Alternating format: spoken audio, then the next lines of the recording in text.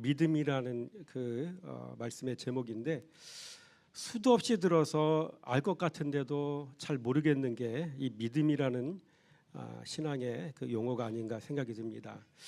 여러분, 믿음의 정의부터 한번 살펴보겠습니다. 믿음, 오늘 1절 말씀에 이렇게 나와 있습니다. 시작. 믿음은 바라는 것들의 실상이요 보이지 않는 것들의 증거니. 믿음은 바라는 것들의 실상이요 보이지 않는 것들의 증거다라고 이야기하고 있습니다. 여러분, 믿음은 단순히 감정이나 주관적인 느낌이 아닌 확실한 실체라는 거죠. 그래서 우리가 손에 들고 다니는 성경 66권의 말씀은 확실한 실체입니다. 가장 확실한 실체. 그리고 그 실체는 곧 예수 그리스도이십니다. 말씀, 예수 그리스도 같은 개념인 것이죠. 자, 그러면 믿음의 종류는 어떤 것들이 있겠습니까? 수도 없이 말씀드려서 이미 잘 알고 있는 내용일 것으로 생각이 됩니다. 믿음은 표를 한번 보겠습니다. 믿음은 세 가지로 이렇게 그 유형을 나눌 수가 있습니다. 정적인 믿음, 피스티스, 명사형이죠. 명사, 피스티스. 알아가는 믿음이요, 그리스도 예수를 알아가는 믿음. 그래서 예수 그리스도를 가장 확실히 알 수 있는 방법은 66권의 말씀을 주야로 묵상할 때, 그 말씀의 뜻을 깊이 헤아려 알게 될 때 예수 그리스도의 실체를 우리가 알 수가 있습니다. 그 두 번째 서적인 경건서적, 누군가가 이럴 것이다, 내가 이런 경험을 했다라고 써놓은 그런 서적들은 참고 서적 좀 되지, 그걸 가지고 실체를 더듬할 수 있겠다라고 생각하시면 안 되는 겁니다. 실제 이 말씀을 통해서만이 우리는 예수 그리스도의 실체를 알 수가 있고요, 믿음의 정확한 의미를 알 수가 있는 것입니다.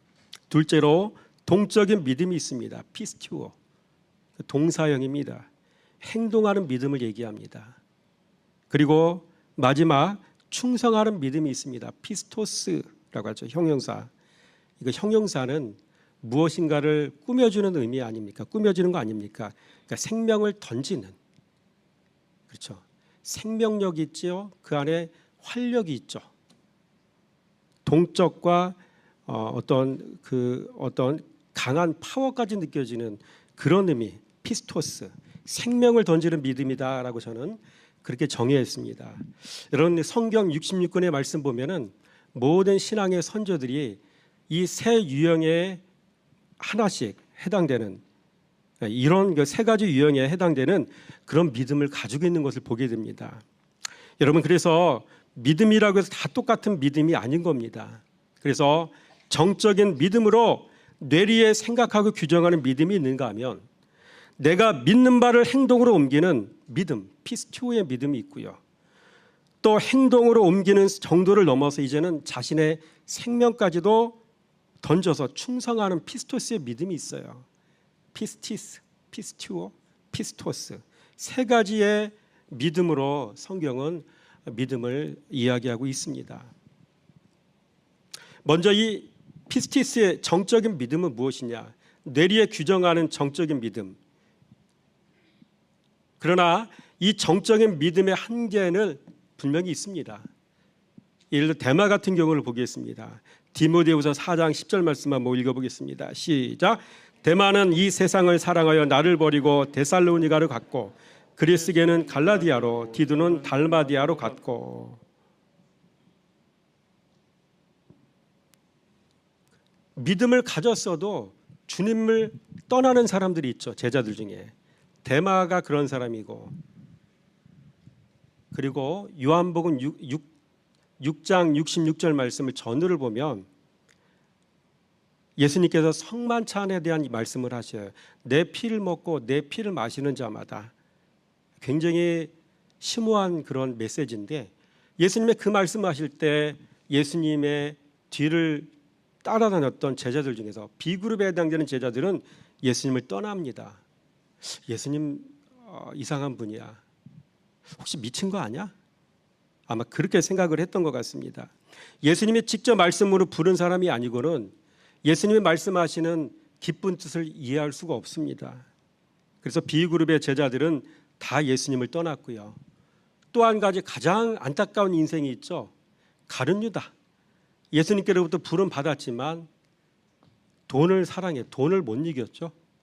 돈을 못 이겨서 결국 그 은 30에 예수님을 팔아먹는, 그래서 결국 안타까운 인생을 결말을 맞이하게 되는 그런 모습을 보게 됩니다. 우리가 가진 믿음이라는 것이 온전한 믿음이라고 생각하면 착각인 경우가 있을 수 있어요. 내가 가진 믿음이 온전치 않다라고 전제를 하고 신앙생활하면 겸손할 수 있겠죠. 이런 사람은 늘 말씀을 배우려고 하겠죠. 자기 자신을 말씀의 거리에 비춰서 살펴보려고 하겠죠. 그래서 우리 모두가 확실히 전제하고 신앙생활할 부분이 이겁니다. 내가 가진 믿음은 온전한 믿음이 아니다. 내가 가진 믿음이라는 것이 한 5단계는 밑으로 봐야 되겠다. 이렇게 보면은 아마 정확할 겁니다. 내가 가진 믿음이 장성한 자의 믿음이라고 착각하신다면 안 됩니다. 어린아이 수준 이하의 믿음일 것이다 라고 생각하시면 아마 정확한 평가가 될 것 같습니다. 여러분, 둘째로 내가 믿는 바를 행동으로 옮기는 믿음이 있습니다. 피스튜의 믿음이죠. 무덤 앞에서 돌이라도 옮겨놓는 동적인 믿음, 말씀 의지하여 바다 위를 걸으려던 이 베드로의 믿음이 이에 해당되는 겁니다. 그래서 이 믿음은 믿는 바를 행동으로 옮기는 그런 믿음이죠. 대표적으로 제가 지금 말씀드린 대로 베드로입니다. 그래서 베드로는 말씀을 의지하여 바다 위를 걸었던 그런 모습을 우리에게 보여주고 있습니다. 근데 잘 가다가 어떻게 돼요? 환경을 바라보고 바다에 빠지게 되잖아요. 베드로도 예수님의 수제자였는데 온전한 믿음이 쉽게 만들어지는 게 아니더라는 얘기죠. 그래서 베드로가 물 위를 걸을 수 있었던 것은 예수님의 오라라는 말씀을 의지했기 때문입니다. 말씀을 의지할 때만 진짜 믿음인 거예요.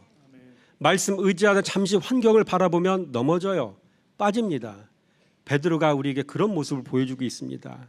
그래서 우리는 늘 작심삼일이라는 그런 그 믿음을 우리 가지고 있지 않습니까? 한 해를 마무리하고 돌아보면서 철저히 회개하고 바르게 살겠노라고 고백하지만 새해가 돼서 3일도 못 돼서 우리의 신앙은 여지없이 무너지는 경우들 얼마나 많이 있습니까? 여러분, 에스더는 어떻습니까? 죽으면 죽으리라라는 각오로 금식하여 민족을 구하려는 믿음을 가진 사람 아니었습니까? 에스더서 4장 16절 말씀 한번 읽어보겠습니다. 시작. 당신은 가서 수산에 있는 유다인을 다 모으고 나를 위하여 금식하되 밤낮 3일을 먹지도 말고 마시지도 마소서. 나도 나의 시녀와 더불어 이렇게 금식한 후에 규례를 어기고 왕에게 나아가리니 죽으면 죽으리다 하니라. 아멘. 죽으면 죽으리라는 각오를 가지고 민족을 위해서 기도했던 에스더의 믿음, 행동으로 옮기는 믿음 아닙니까? 그러나 행동으로 옮기는 믿음도 안전하지 않아요. 말씀을 믿고 신뢰할 때만 진짜인 거예요. 세 번째로 행동으로 옮기는 정도를 넘어서 이전에 생명을 던져 충성하는 피스토스의 믿음이 있습니다. 이 피스토스는 마음과 뜻과 정성을 다하고 목숨을 다하여 순종하는 믿음을 가리킵니다. 전 존재가 그리스도를 향하여 반응하는 믿음, 죽도록 충성하는 믿음, 이게 바로 피스토스의 믿음인 것이죠. 여러분, 예수님의 제자들은 예수님이 십자가 못 박혀 돌아가시고 하나님 편으로 돌아가시고 난 이후에 오순절 마가다락방 사건을 통해서 성령의 세례를 받게 되어지죠. 아멘. 그리고 성령이 임하실 때 과거에 3년 6개월 동안 주님께서 주님을 따라다니면서 배움을 받았던 모든 가르침들이 생각이 나는 겁니다. 아, 그 말씀이 진짜였구나. 그 말씀이 이걸 두고 하신 말씀이었구나. 과거에 배웠던 가르침 받았던 그 말씀들이 생각이 나는 거였습니다. 그래서 그때 이후에 이 제자들의 믿음은 피스토스의 믿음으로 바뀌어졌습니다. 그래서 제자들은 하나같이 다 여러분 십자가형을 통해서 순교하게 되어졌고요.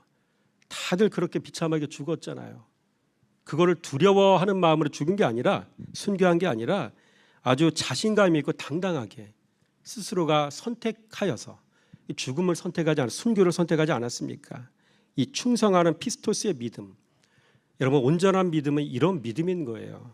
그래서 그냥 그리스도 예수를 알아가는 피스티스의 믿음의 수준이 있고, 알았으면 행동으로 옮기는 피스티오의 믿음이 있고, 그러면 그 단계를 넘어서 이제 자기의 존재 전체를 말씀 순종에 던져버리는 피스토스의 믿음이 있다는 사실을 분명히 기억하시기 바랍니다. 여러분, 이 충성하는 믿음의 대표 주제가 있습니다. 사도 바울, 신약에서는 사도 바울을 대표로 이야기할 수가 있습니다. 사도행전 20장 23절과 24절 말씀 한번 읽어보겠습니다. 시작. 오직 성령이 각성해서 내게 증언하여 결박과 환난이 나를 기다린다 하시나 내가 달려갈 길과 주 예수께 받은 사명 곧 하나님의 은혜의 복음을 증언하는 일을 마치려 하면은 나의 생명조차 조금도 귀한 것을 여기지 아니하노라. 아멘.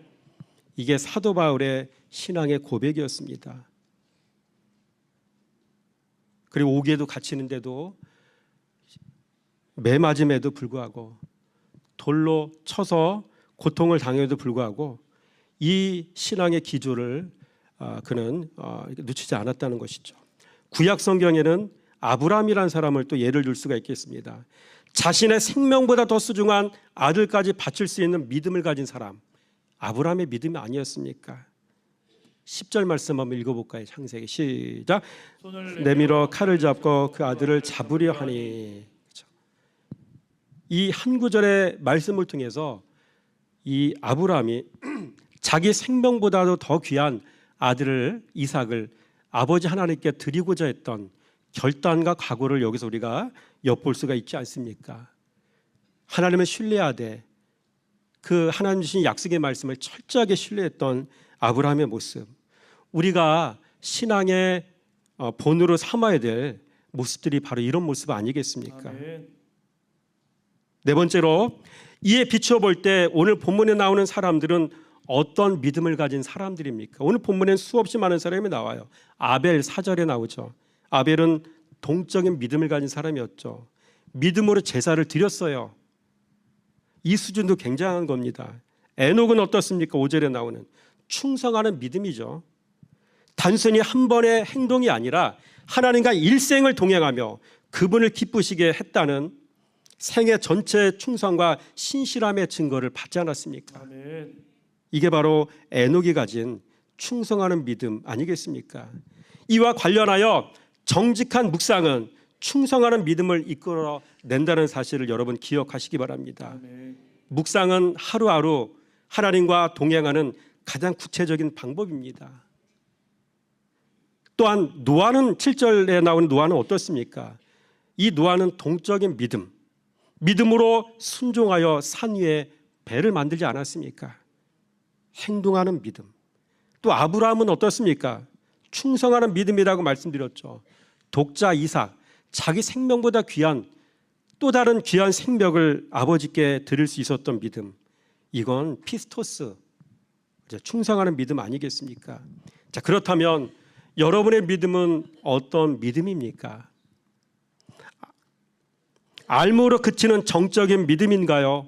아니면 알았으면 순종하여 마음을 지키고 원수를 용서하고 섬김의 자리로까지 내려가고 또 끊임없이 자기를 부인하며 사는 동적인 믿음이십니까? 아니면 행동으로 옮기는 정도를 넘어 생명을 던져 충성하는 믿음이십니까? 여러분, 어떤 믿음이십니까? 우리는 오늘 말씀을 들으며 내가 가진 믿음이 어떤 믿음인지를 정의해야 합니다. 더 나아가 앞으로 나아갈 방향을 정하는 시간이 되어야 할 줄 믿습니다. 그렇다면 우리에게 믿음을 주시는 분은 누구십니까? 믿음은 누구에게서 오는 것입니까? 히브리서 12장 2절 말씀 한번 읽어보겠습니다. 시작. 믿음의 주여 또 온전하게 하시는 이인 예수를 바라보자. 그는 그 앞에 있는 기쁨을 위하여 십자가를 참으사 부끄러움을 개의치 아니하시더니 하나님 보좌 우편에 앉으셨으니. 믿음의 주여라고 이야기하고 있죠. 여러분, 주님께서 믿음을 주시는 분이십니다. 아멘. 주님은 우리의 믿음의 대상이자 우리에게 믿음을 주시는 분이십니다. 아멘. 여섯 번째로 믿음으로 할 수 있는 것에는 여러분 어떤 것들이 있겠습니까? 본문 말씀을 살펴보면 어떤 것들을 할 수 있는지가 다 나옵니다. 첫 번째로 믿음은 우리를 구원의 길로 이끈다는 사실을 여러분 믿으시기 바랍니다. 7절 말씀을 읽어보시면 아실 겁니다. 우리에게 구원으로 이끄는 요소가 되는 것이고요. 두 번째로 믿음은 우리로 하여금 영생의 길로 이끕니다. 5절 말씀이죠. 또 믿음은 세상을 바르게 보는 눈을 갖게 합니다. 믿음의 눈. 다른 말로 믿음의 눈은 하나님의 지혜죠. 그 지혜로 세상을 보고 사람을 볼 수 있어야 됩니다. 믿음으로 모든 세계가 하나님의 말씀으로 지어진 줄 우리가 아나니. 여러분, 하나님의 말씀으로 세상에 지어졌다는 사실을 누가 합니까? 예수 믿지 않는 사람들 중에 누가 합니까? 하나님의 자녀들만, 말씀을 신뢰하고 사랑하는 하나님의 자녀들만 이 사실을 아는 겁니다. 이게 바로 하나님의 감추어진 비밀입니다. 아멘. 믿음은 우리로 하여금 온전한 제사를 드리게 합니다. 4절 말씀의 내용이 그런 내용이죠. 또 믿음은 우리를 온전한 신앙으로 이끌기도 합니다. 믿음은 우리를 순종의 자리로 이끌기도 합니다. 또 믿음은 우리로 하여금 하나님을 신뢰하도록 만듭니다. 믿음은 우리로 하여금 하나님의 영광이 되게도 합니다. 5절 말씀이죠, 그게. 그래서 구원의 길, 영생의 길, 믿음의 눈, 온전한 제사, 온전한 신앙, 순종, 신뢰, 하나님께 영광, 모든 것들이 이 믿음에서 온다는 사실을 우리는 알 수가 있는 것이죠. 아멘. 그래서 우리는 끊임없이 주의 말씀을 묵상해야 될 이유가 바로 여기 있는 겁니다. 구원도 묵상을 통해서만이 우리가 온전하게 이룰 수가 있는 거예요. 평안도 묵상을 통해서 우리가 온전히 이룰 수가 있는 것입니다. 하나님의 복도 하나님의 지혜인 생명의 말씀을 사랑할 때 우리가 얻을 수가 있는 것이죠. 7번째입니다. 여러분, 어떤 사람이 믿음을 얻을 수 있겠습니까? 여호와께 은혜를 입은 사람이 믿음을 얻을 수가 있습니다. 어떤 사람이 여호와께 은혜를 입을 수가 있겠습니까? 여호와의 말씀을 사랑하는 사람, 들을 귀 있는 사람. 이 사도행전 말씀을 묵상하다 보니까 고넬료라는 사람은 대단한 사람이더라고요. 대단한 사람이에요. 하나님의 말씀을 들을 수가 있었고요. 주의 종 베드로를 모셔다 놓고 온 가족과 친구들을 모아놓고 베드로를 통해서 하나님의 음성을 듣기를 원했던 사람, 들을 끼는 사람 아닙니까? 그리고 착하고 좋은 마음을 가진 사람, 말씀을 사랑하는 사람, 들을 끼 있는 사람, 착하고 좋은 마음을 가진 사람, 여러분 이런 사람들이 여러분 믿음을 얻을 수가 있는 사람인 것이죠. 아멘. 히브리서 12장 2절 말씀 한번 읽겠습니다. 시작. 믿음의 주여 또 온전하게 하시는 이인 예수를 바라보자. 그는 그 앞에 있는 기쁨을 위하여 십자가를 참으사 부끄러움을 개의치 아니하시더니 하나님의 보좌 우편에 앉으셨느니라. 아멘. 아멘. 믿음의 주를 바라보면 믿음의 주로부터 이런 믿음이 오게 되는 것입니다. 아멘. 또 예수를 바라보라. 예수를 바라보는 사람이 곧 여러분 이러한 믿음을 얻을 수가 있는 것이죠. 여러분 예수를 바라본다는 얘기는 주야로 여호와의 말씀을 묵상하는 사람을 이야기하는 거예요. 왜 그 말씀이 그리스도 예수거든요. 그 말씀을 사랑하는 사람일수록 믿음이 남다를 수밖에 없는 것입니다. 여러분 오늘 피스티스의 믿음, 피스투의 믿음, 피스토스의 믿음 세 가지 믿음을 말씀을 통해 살펴왔습니다. 우리의 신앙의 방향을 잘 설정하셔서 방법까지도 구체적으로 말씀드렸습니다. 주야로 묵상을 통하지 않고는 여러분 깊은 믿음의 단계에 이를 수가 없습니다. 그래서 여러분 하루하루 정직하게 주의 말씀을 묵상하고 말씀을 순종하고 살아감을 통해서 우리의 신앙의 깊이, 우리의 믿음의 깊이가 되어져가는 은혜가 있어지기를 주님의 이름으로 축원함을 드립니다. 아멘. 기도하겠습니다. 할렐루야. 하나님 감사합니다. 오늘 주신 말씀을 통하여 믿음에 대하여 더 확실하게 알았습니다. 믿음에는 말씀을 아는 믿음이 있고 순종까지 이르는 믿음이 있고 순종을 넘어 충성하는 믿음이 있음을 알았습니다. 우리 믿음의 선조들은 성숙한 믿음의 자리로 나아갔습니다. 오늘 우리에게 말씀 주시는 주님께서는 우리에게 깊은 데로 나아가라 하셨습니다.